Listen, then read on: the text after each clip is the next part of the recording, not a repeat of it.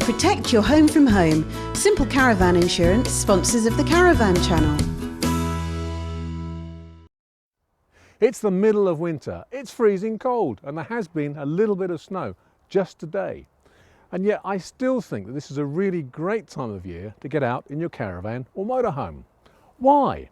Well, there's a lot less traffic on the road, there are less people at popular tourist attractions, there are plenty of caravan sites still open, and the ones that are have got plenty of space, and they'll probably charge you less than they would during the summer. Of course, in order to get to site, you're going to have to do some travelling. You might encounter bad weather, and I found some bits and pieces that I think you might find of interest.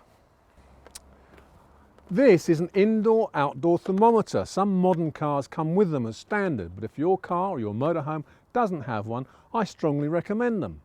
It tells you the temperature both inside the vehicle and outside, and this one has an audible warning so that if the temperature outside drops below zero, you know immediately and can take extra care.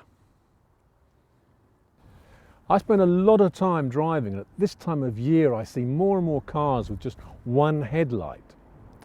Why is that? Well, the tungsten filaments in a headlight bulb are very brittle, and when the temperature drops they get even more brittle. Switch them on and they immediately get white hot, and that thermal shock alone can cause them to break.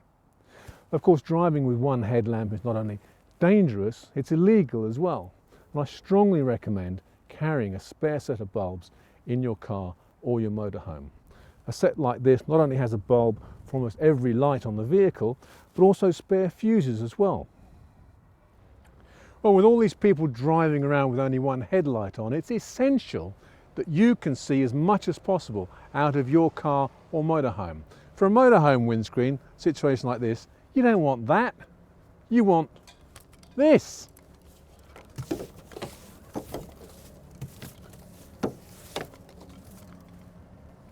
Job done.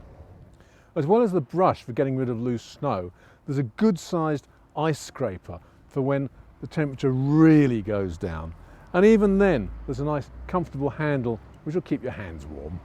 If you do go out with your caravan in the winter, there's always a slight chance that you might get stuck in the snow.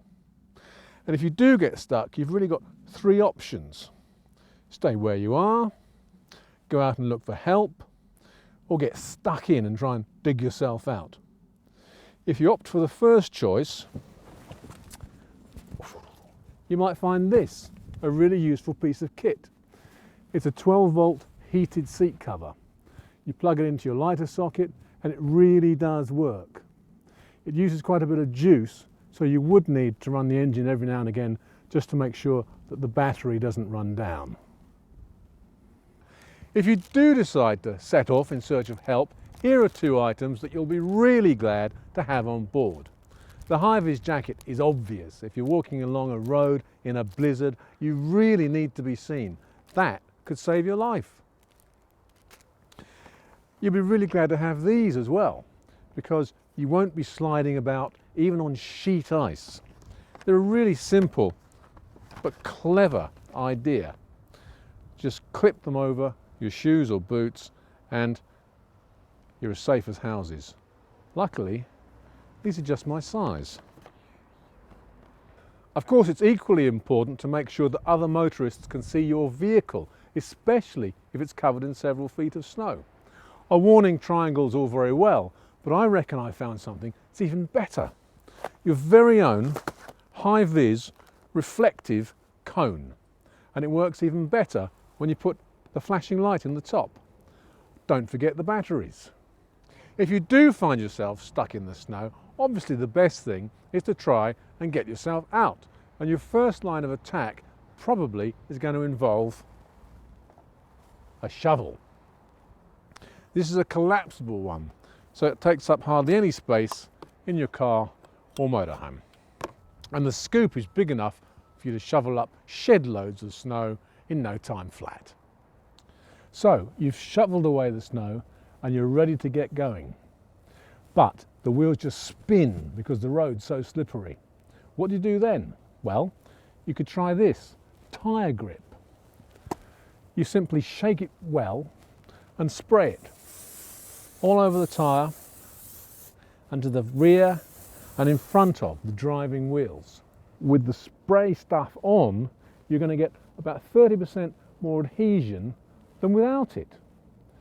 For actual driving in snowy and icy conditions, you need something more, such as this. This is a snow sock. It does exactly the same sort of job as a snow chain, but it has no risk at all of it causing damage to your car should it come off. You can drive for miles and miles with snow socks on, as long as the road is covered in snow and ice. Well, with all this stuff in the boot of your car or in your motorhome, you're fully equipped to go out and have fun during the winter months. But if you do find yourself stuck in a snowdrift and you just cannot get out, well, hey, find yourself a hill and have some fun.